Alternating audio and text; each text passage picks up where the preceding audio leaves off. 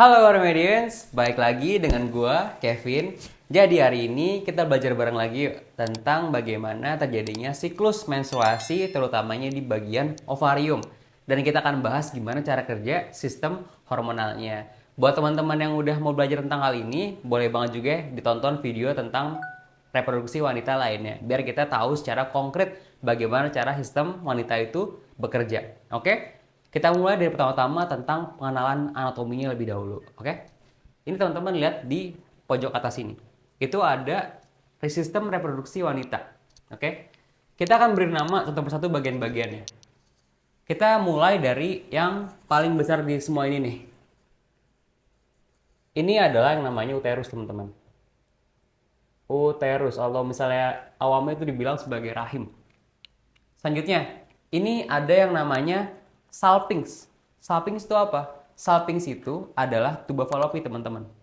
Oke? Tuba falopi ataupun namanya salpinx. Yang kedua, yang warna bulat, yang bentuknya bulat warna kuning ini, itu namanya apa, teman-teman? Itu namanya adalah ovarium.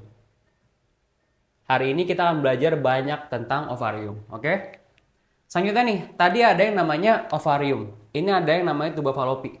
Itu akan jadi satu juga, teman-teman. Namanya itu adalah adnexa, oke? Terusnya deh, namanya adalah campuran daripada salpinx dan juga ovarium, namanya adalah adnexa. Ini ya. Oke, selanjutnya di ovarium itu ada dua ligamen yang mempertahankan secara struktural tempat di mana ovarium itu berada. Ada dua, teman-teman. Yang pertama, ini adalah yang melekatkan ovarium dengan dinding daripada uterus, bagian luarnya. Namanya apa, teman-teman? Yang bagian dalam ini disebut sebagai ligamentum ovari proprium. Ligamentum ovari proprium. Terus ligamentum yang menghubungkan ovarium dengan dinding lateral daripada tulang selangka kita, itu namanya adalah ligamentum suspensorium ovari ataupun ligamentum ovari suspensorium. Itu dua ligamentum yang memegang daripada si ovarium itu sendiri. Oke? Selanjutnya lagi, teman-teman, ternyata tuba falopi ataupun salpinx itu dapat dibagi menjadi bagian-bagian, teman-teman. Kita mulai dari yang paling awal dulu ya. Kita mulai daripada ovarium itu sendiri. Yang menghubungkan ovarium dengan tuba falopi namanya adalah bentuknya kayak jaring-jaring, teman-teman. Namanya adalah fimbriae ataupun fimbriae tuba falopi. Selanjutnya, lanjut dari fimbriae ini ada bagian pertama daripada tuba falopi. Namanya adalah infundibulum tuba falopi. Infundibulum. Lalu ada bagian yang lebih lebar di atasnya nih. Itu adalah tempat nanti si ovum itu tuh melekat. Namanya adalah bagian ampula. Selanjutnya ada bagian menyempit daripada tuba falopi, disebut sebagai isthmus tuba uterina. Isthmus. Sama bagian terakhir, bagian tuba falopi yang udah menyatu dengan uterus, namanya adalah tuba falopi pars uterina ataupun bagian yang udah nyampe di uterusnya. Oke? Ini adalah pars uterus. Itu adalah bagian-bagian anatomi daripada sistem reproduksi wanita yang relevan untuk kita ketahui untuk mengerti semuanya dari video ini. Oke? Oke, jadi bagian ini udah selesai anatominya, teman-teman. Kita masuk langsung ke sistem menstruasinya. Jadi menstruasi itu berasal dari bahasa Latin, teman-teman. Yaitu adalah menstrus, yang artinya adalah siklus. Siklus berarti apa siklus artinya? Siklus artinya adalah terjadi berulang-ulang dalam jangka waktu tertentu. Oke, berarti menstruasi pada wanita itu dia tuh terjadi berulang-ulang. Mulainya pas kapan? Jadi, secara wanita itu lahir, dia itu nggak langsung mengalami menstruasi, teman-teman. Menstruasi itu hanya terjadi pada saat wanitanya udah apa? Udah pubertas. Mekanismenya gimana sih ternyata? Kita bahas di manusia itu saat pubertas ada bagian namanya adalah hipotalamus. Terus ini ya, hipotalamus. Di mana hipotalamus itu Di wanita itu dia tuh memiliki dua nukleus yang berperan. Yang pertama adalah nukleus preopticus dan juga nukleus arcuata ataupun arcuate nukleus. Nah, dari bagian hipotalamus nukleus ini, dia itu akan menghasilkan hormon teman-teman. Nama hormonnya apa? Hormonnya adalah kita singkat G, ya, GnRH. GnRH. Kepanjangannya apa? Gonadotropin releasing hormone. Dari namanya mungkin kita udah tahu ya. Berarti dari hipotalamus ini menghasilkan suatu hormon yang akan menstimulasi pelepasan dari gonadotropin. Nah, gonadotropin itu apa sebenarnya sih? Jadi GnRH itu dia tuh akan turun ke bawah teman-teman nih, ke bagian yang warna merah ini. Bagian ini disebut sebagai yang namanya hipofisis. Di mana hipofisis itu dibagi menjadi dua bagian. Ada yang anterior sama ada yang posterior. Nah, yang hipofisis ini yang kita bahas adalah bagian anterior ya teman-teman. Di mana hipofisis itu mungkin teman-teman sering dengar juga sebagai yang namanya pituitari. Kita sebut sebagai pituitari anterior ataupun hipofisis anterior. Anteriornya yang bagian ini teman-teman ya. Kita tulis ini nih. Hipofisis ataupun pituitari ya. Tadi ya. Oke. Jadi hipofisis ini itu ada sel yang warna kuning ini teman-teman. Yang warna kuning ini disebut sebagai gonadotrop. Saat gonadotrop ini menerima hormon dari GnRH ataupun gonadotropin releasing hormone, ya gonadotropnya ini akan melepaskan hormon teman-teman. Hormon apa? Jadi hormon yang dilepas itu ada dua teman-teman. Kita kasih warna yang beda biar nanti bisa kelihatan bedanya di mana. Oke? Jadi yang pertama itu adalah yang namanya hormon. Kita ke kanan dulu ya. FSH. FSH. FSH kepanjangannya apa? Follicle Stimulating Hormone. Artinya apa? Hormon yang berperan dalam perkembangan daripada follicle. Oke? Ada yang kedua lagi teman-teman. Apa itu? Yang kedua ini disebut sebagai LH ataupun luteinizing hormone. Intinya LH ini adalah hormon yang berperan untuk terjadinya kejadian ovulasi ataupun pelepasan sel telur dari follicle. Oke? Kita udah tahu fungsi secara general ya teman-teman. Kita akan masuk ke dalam progres daripada si follicle itu sendiri. Oke? Ini kita hapus dulu buat bikin ruang yang lain ya. Biar nanti lebih gampang untuk menjelaskannya. Oke? Oke. Kita mulai lagi. Jadi, pada satu siklus menstruasi kita mulai dulu bahkan sebelum pubertas, teman-teman. Sebelum pubertas apa yang terjadi sih? Kita lihat yang bagian warna warna merah ini. Ini adalah ovarium, teman-teman. Ovarium itu adalah bagian yang kuning tadi di sini ya, yang lingkaran tadi. Ovarium. Di ovarium itu akan terjadi apa sih, teman-teman? Jadi ternyata di ovarium itu dia itu ada banyak follicle-follicle. Kalau misalnya teman-teman mau tahu lebih lanjut tentang follicle, bisa nonton video di sekarang ini nih ya, tentang perkembangan follicle. Untuk kali ini, kita akan bahas bagaimana mekanisme singkatnya aja. Oke, kalau misalnya mau lengkap, boleh nonton video sebelumnya. Pertama-tama, ada yang namanya follicle primordial, teman-teman. Follicle primordial ini dari namanya udah tahu, follicle yang primordial, yang purba, yang paling pertama, yang paling awal. Oke? Follicle primordial ini, nanti dia akan berkembang, teman-teman, menjadi yang namanya follicle primer. Follicle primer. Dia dibentuk berkembangnya oleh apa? Oleh sistem parakrin ataupun secara lokal. Oleh hormon yang namanya adalah hormon androgen. Kita kasih warna warna apa ya?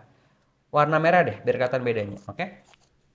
Kita tulis AND aja ya biar singkat. Androgen.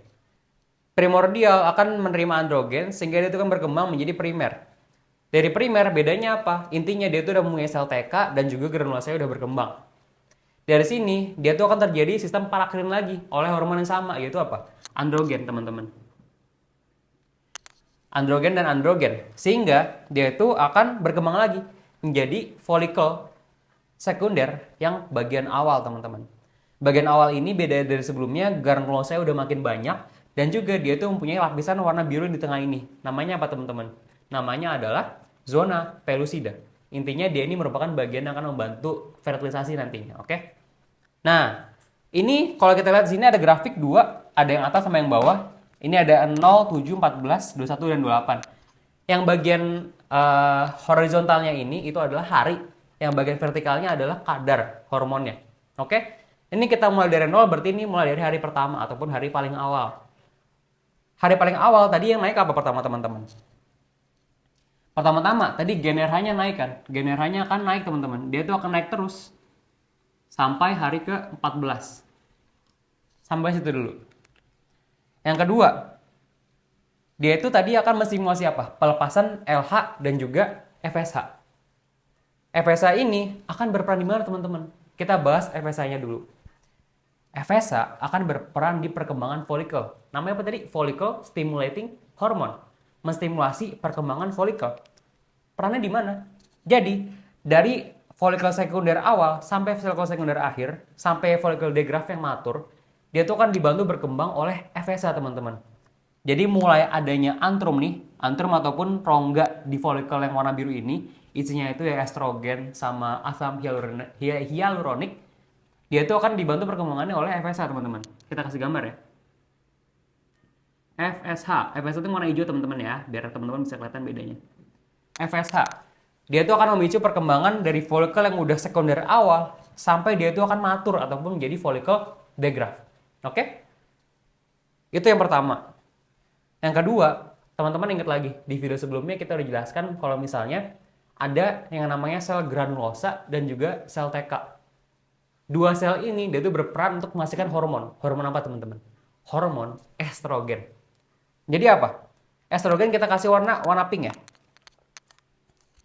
Pada saat dari primordial sampai di sekunder awal, dia tuh hormon estrogennya masih sedikit teman-teman. Kenapa? Karena dia tuh baru mulai memproduksi banyak saat dia itu udah memiliki antrum. Saat belum memiliki antrum, dia tuh belum menghasilkan estrogen teman-teman. Jadinya apa? Jadinya di sini estrogennya rendah. Ini terjadi saat 10 hari pertama. 10 hari pertama. Estrogen rendah teman-teman. Selanjutnya di sini setelah 10 hari sampai 14 hari sampai folikel matur lah intinya, dia itu udah memiliki rongga teman-teman dan udah banyak sel TK dan juga sel granulosa. Berarti apa?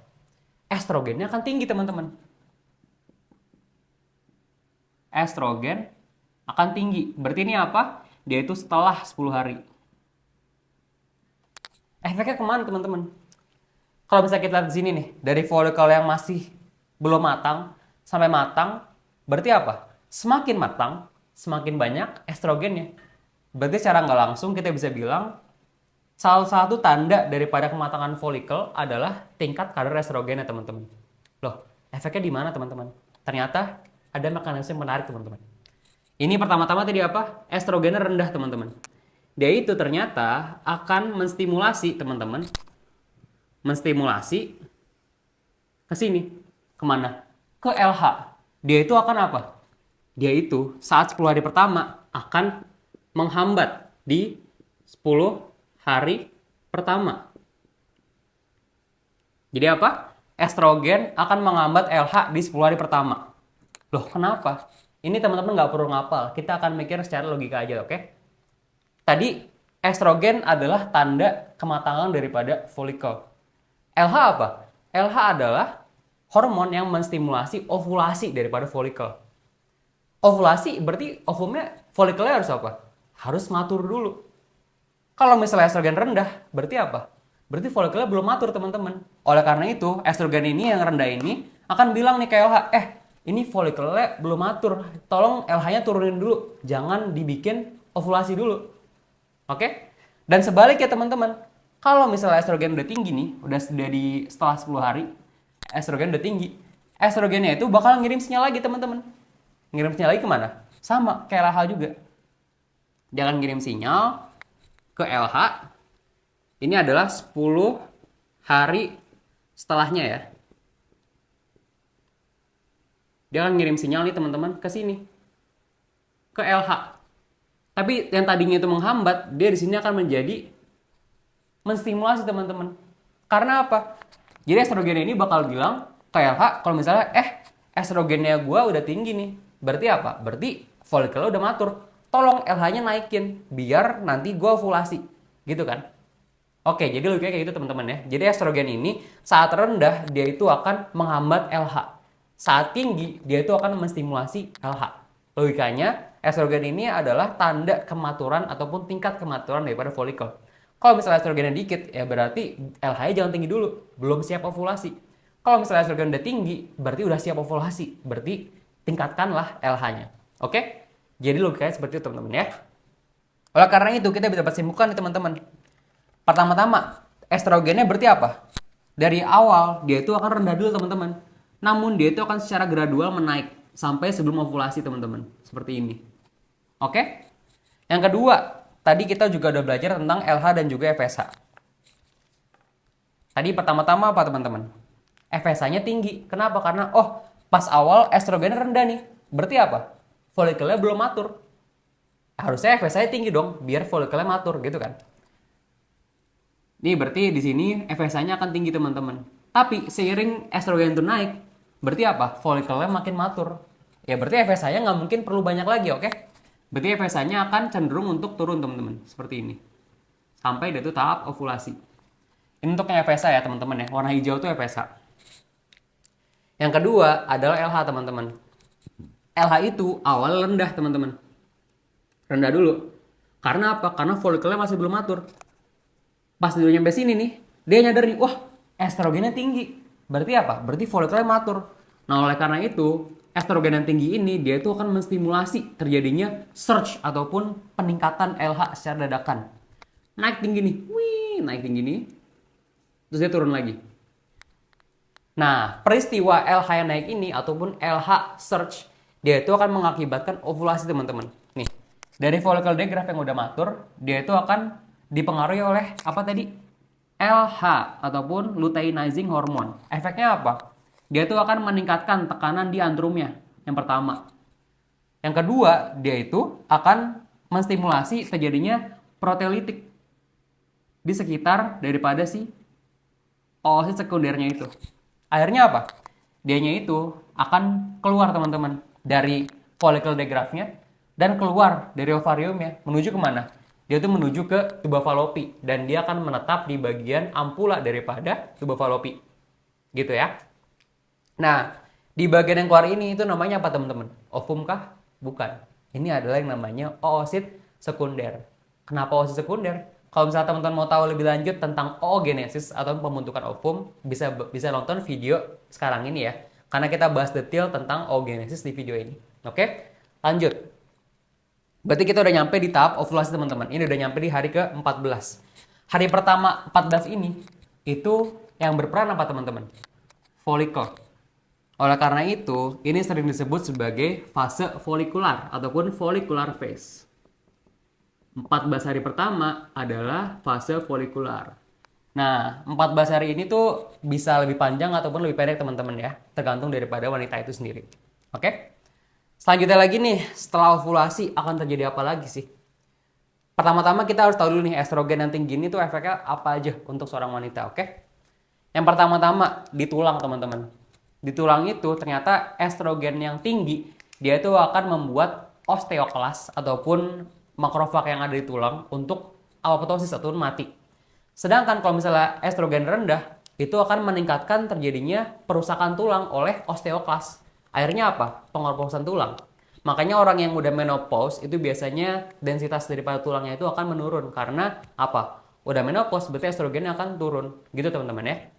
Yang kedua, ini adalah biasanya di jaringan ikat ataupun utamanya di otot. Ototnya itu akan lebih kuat dan juga daripada tendonnya itu akan lebih elastis teman-teman. Jadi mencegah terjadinya injury dan memperkuat tubuh intinya. Dan yang terakhir ada di bagian ovarium juga. Efeknya apa? Nah, di bagian uterus itu ada bagian lapisan-lapisan teman-teman. Paling dalamnya itu adalah endometrium, sedangkan yang lebih luarnya lagi adalah myometrium. Nah, si estrogen ini dia itu akan mempertebal daripada dinding endometrium, teman-teman. Intinya seperti itu ya. Untuk tentang endometrium dan juga uterus kita bahas di video selanjutnya, oke? Oke, ini adalah fungsi daripada estrogen tadi ya. Kita tulis aja biar bisa lebih ingat, oke? Ini fungsi estrogen.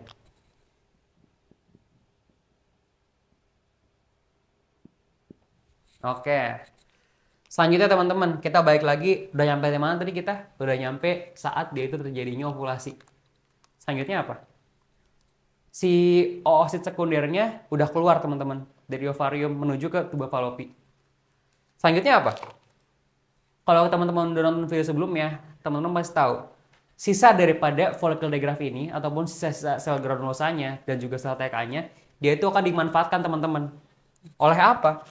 Dia itu akan dimanfaatkan oleh yang namanya LH lagi teman-teman. Sini ya, LH. Jadi LH itu akan mengubah sisa-sisa daripada follicle digraph menjadi yang namanya corpus luteum ataupun badan kuning. Artinya apa? Badan dari granulosa dan juga sel-sel follicle digraph lainnya yang bercampuran intinya dengan kolesterol yang berwarna kuning. Oleh itu namanya adalah corpus luteum ataupun suatu badan yang berwarna kuning. Kenapa bersatu sama kolesterol teman-teman? Pertama-tama estrogen dan juga nanti yang kedua progesteron. Dia itu merupakan hormon steroid teman-teman, di mana dia itu bahan bakunya adalah menggunakan kolesterol. Oleh karena itu dia itu perlu kolesterol di corpus luteumnya. Oke? Tadi corpus luteum akan menghasilkan apa ya teman-teman? Kita tulis ya. Dia itu akan menghasilkan 3 hal teman-teman. 3 hal, oke? 3 hal. Yang pertama, tadi apa? Estrogen tentunya. Estrogen. Yang kedua, dia itu akan menghasilkan juga hormon steroid lagi teman-teman. Namanya adalah tadi progesteron. Progesteron. Sama ada yang terakhir teman-teman. Itu hormon penghambat yang namanya juga sama ya, ataupun penghambat juga inhibin ataupun inhibisi. Lebih tepatnya ini adalah inhibin B. Inhibin. Oke, kita bahas bagaimana mekanisme kerja ketiganya ini. Untuk estrogen teman-teman, dia itu akan sama lah ya, sama mekanismenya tadi untuk tulang, untuk otot dan juga untuk ke endometrium, mempertebal endometriumnya. Oke? Udah selesai. Selanjutnya, yang kedua, ini yang menarik teman-teman, dari progesteron dan juga inhibin. Kita bahas dulu dari progesteronnya dulu ya teman-teman ya. Oke, ini tadi kita estrogennya kita warnain aja dulu deh. Ini estrogen tadi warna pink ya, sorry. Ini estrogen akan naik sebelum ovulasi, terus turun, naik lagi, dan akan turun lagi. Ini yang warna pink adalah estrogen teman-teman ya. Selanjutnya, kita bahas terkait progesteron. Progesteron itu teman-teman, dia itu akan mempengaruhi berapa hal. Tapi ada yang paling penting di sini. Progesteron itu teman-teman, dia itu akan masuk ke dalam pembuluh darah teman-teman. Dan dia akan naik, tadi sini deh ya. Dia itu akan naik ke atas teman-teman. Wah, kemana? Tinggi banget. Dia akan ke sini teman-teman. Loh, kok bisa? Ternyata progesteron itu dia itu akan menghambat GnRH. Wah, menarik banget ya. Kenapa logikanya tapi? Teman-teman bisa bayangin. Ini udah terjadi proses ovulasi dan udah adanya ovum di tuba falopi. Oke? Kenapa progesteron yang menghambat GnRH? Kita balik lagi ke awal. GnRH fungsinya untuk apa teman-teman? Fungsinya adalah untuk menginisiasi suatu siklus menstruasi. Oke? Kalau misalnya progesteron yang nggak ada, GnRH naik lagi. Ntar ovumnya udah ada di ampula, udah ada di tuba falopi, tapi siklus baru udah mulai lagi. Kan nggak boleh gitu teman-teman ya. Makanya saat dia itu ovumnya udah ada di tuba falopi, udah ovulasi di sini nih, progesteron itu akan menghambat GnRH biar dia itu nggak memulai siklus yang baru. Oke? Itu fungsi yang pertama daripada progesteron. Menghambat GnRH. Oleh karena itu, mungkin teman-teman tahu juga nih, ada yang namanya alat kontrasepsi. Dimana kalau misalnya kontrasepsi yang hormonal itu biasanya mengandung progesteron ataupun progestin. Jadi dia tuh tubuh biar mikir, oh progesteron gue tinggi. Dia tuh akan menghambat GnRH, akhirnya nggak akan memulai siklus menstruasi. Makanya pil hormonal ataupun KB hormonal itu bisa menghambat kehamilan dengan cara menghambat GnRH juga. Gitu ya fun fact-nya. Oke, tadi yang pertama fungsinya progesteron akan menghambat GnRH. Fungsi yang kedua apa lagi? Ini juga nggak kalah penting teman-teman. Progesteron ternyata juga memiliki fungsi di mana? Di uterus teman-teman. Yang pertama, dia itu juga akan menebalkan lagi nih, menebalkan daripada endometriumnya.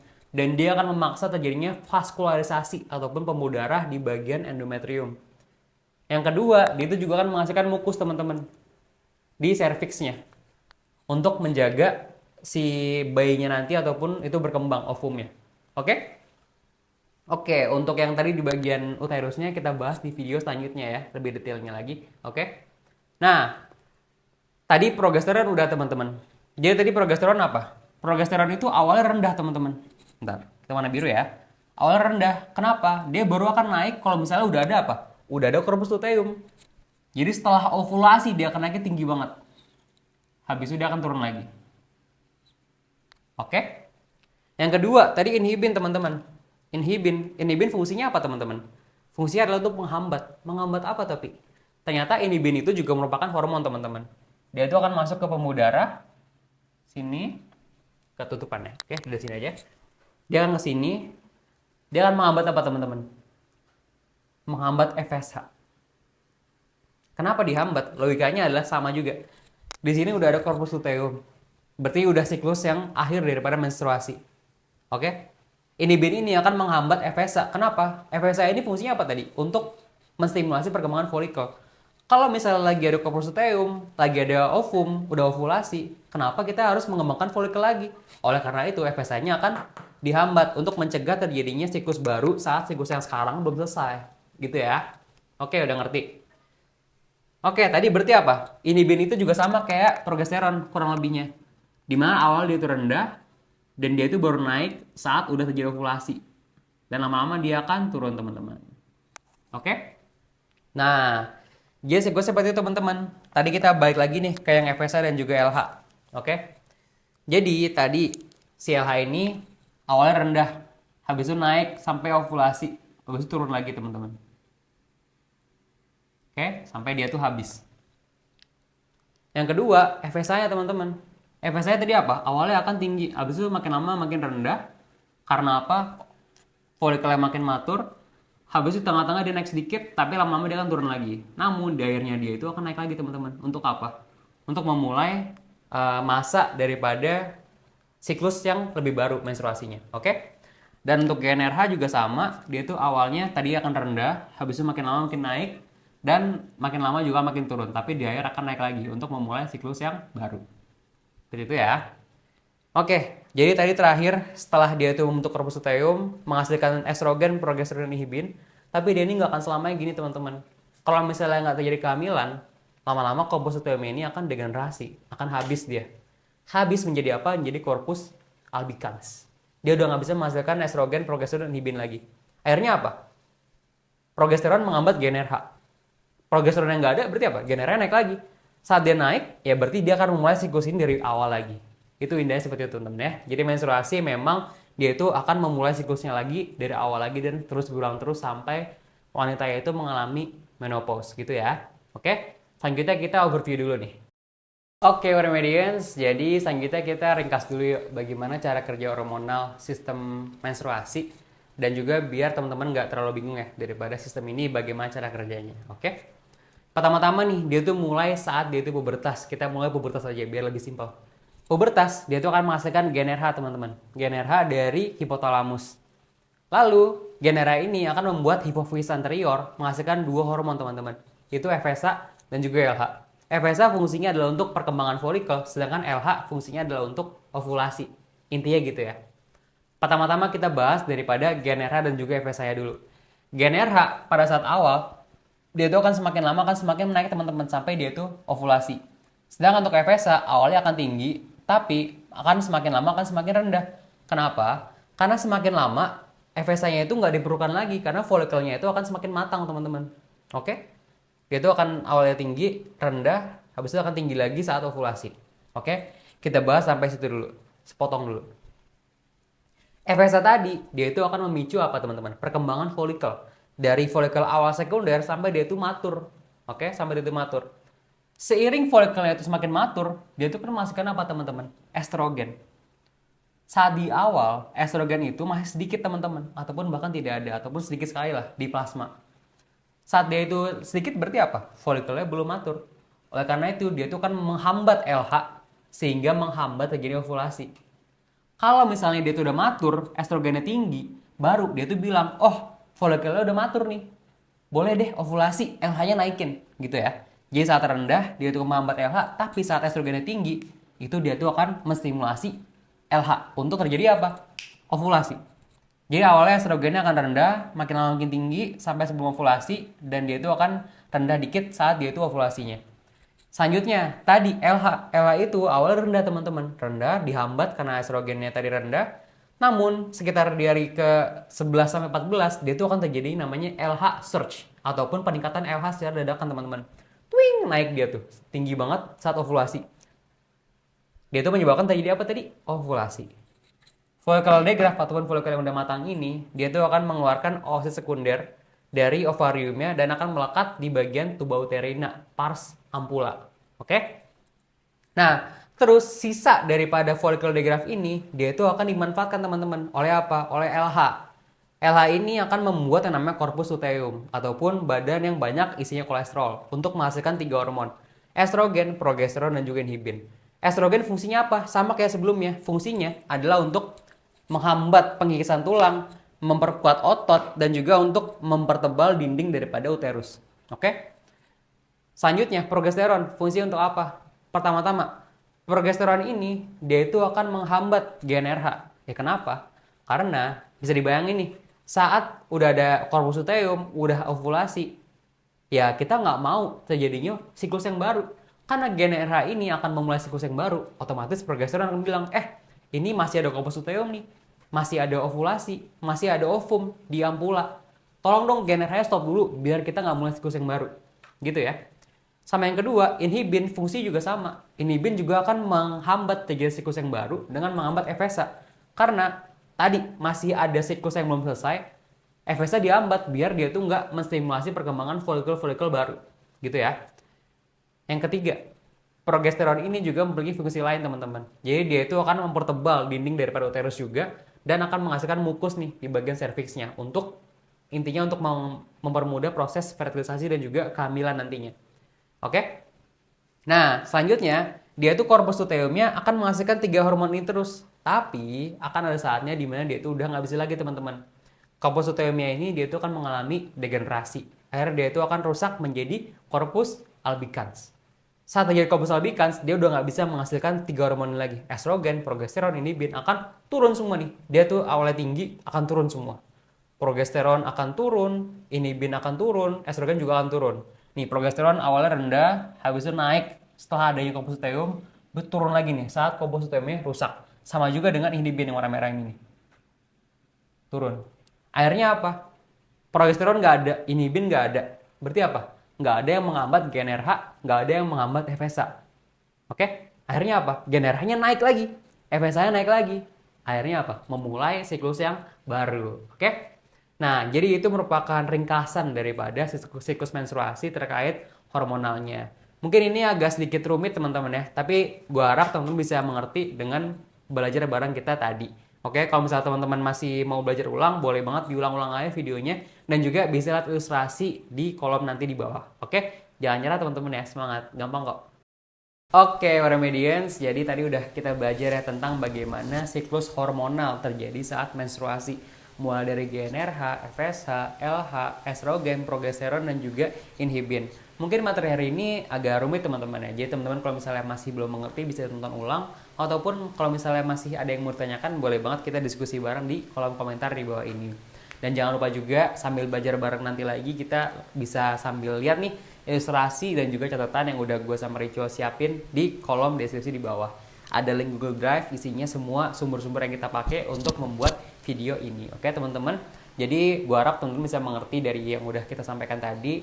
Jangan lupa juga untuk mendukung channel kita biar kita bisa terus bikin video buat teman-teman semua. Untuk like, komen, dan juga subscribe di bawah ini agar channel kita makin berkembang dan bisa memberikan manfaat nih ke teman-teman yang lebih banyak lagi. Jangan lupa juga kalau misalnya teman-teman rasa video ini bermanfaat buat teman-teman, boleh banget nih dibagikan untuk teman-teman yang lain.